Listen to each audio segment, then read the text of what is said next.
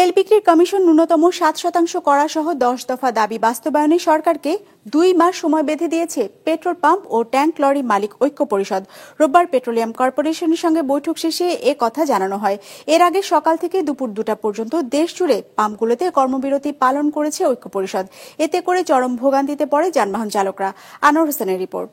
250-টিরও বেশি design option নিয়ে Walton smart fridge, বোঝে আপনার প্রয়োজন।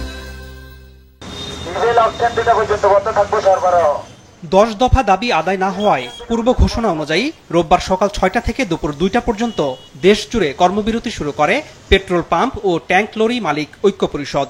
এতে করে বন্ধ হয়ে যায় জ্বালানি তেলের উত্তোলন, পরিবহন ও বিপণন। ফলে চরম ভোগান্তিতে পড়েন যানবাহন চালকরা। ফিলিং স্টেশনগুলোতে ঘুরে তেল না পেয়ে অনেকের গাড়ির জ্বালানি শেষ হওয়ায় বন্ধ রাখতে হয় পরিবহন। 9টার দিকে বের হইছি, বেরোর পরে তো কোনো টিপে মারতে পারিনি। বাসা থেকে বের হই দেখি বন্ধ, পাম্প বন্ধ।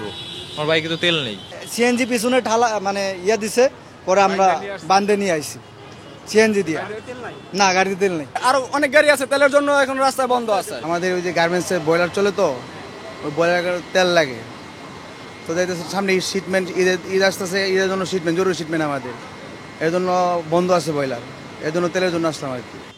তবে হজ ও আন্তর্জাতিক ফ্লাইট সচল রাখার জন্য উড়োজাহাজের তেল পরিবহন চালু ছিল। জরুরি সেবাদানকারী গাড়িগুলোকেও সরবরাহ করা হয়েছে তেল। পেট্রোল পাম্প ও ট্যাঙ্ক লরি মালিক ঐক্য পরিষদের পক্ষ থেকে জানানো হয়, তাদের 10 দফা দাবির প্রথম দাবি হলো তেল বিক্রির কমিশন ন্যূনতম 7% করা। তেলের যে কমিশনটা আমরা পাই মাত্র 2%-এরও কম।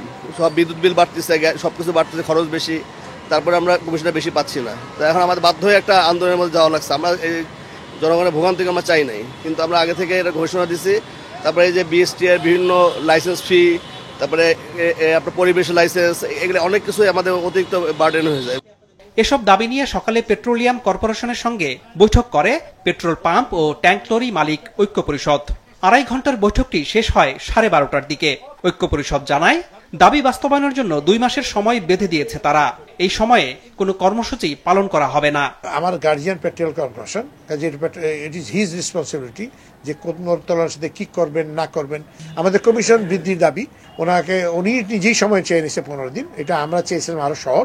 তো উনি বলছেন 15 কার্য দিবসের মধ্যে উনি এইটার সুপারিশটা মন্ত্রণালয়ে অনুমোদনের জন্য পাঠাবেন। আগামী 2 মাসের মধ্যে আমাদের পুরো 10 দফা দাবি আমাদের সরকারকে মানতে হবে, এবং তাহলে পরে আমরা উই আর স্যাটিসফাইড। নির্ধারিত সময়ের মধ্যে দাবি মানা না হলে নতুন করে কর্মসূচি দেওয়ার পরিকল্পনার কথা জানায় সংগঠনটি। আনোয়ার হোসেন, বিজনেস রিপোর্ট, মাছরাঙা টেলিভিশন।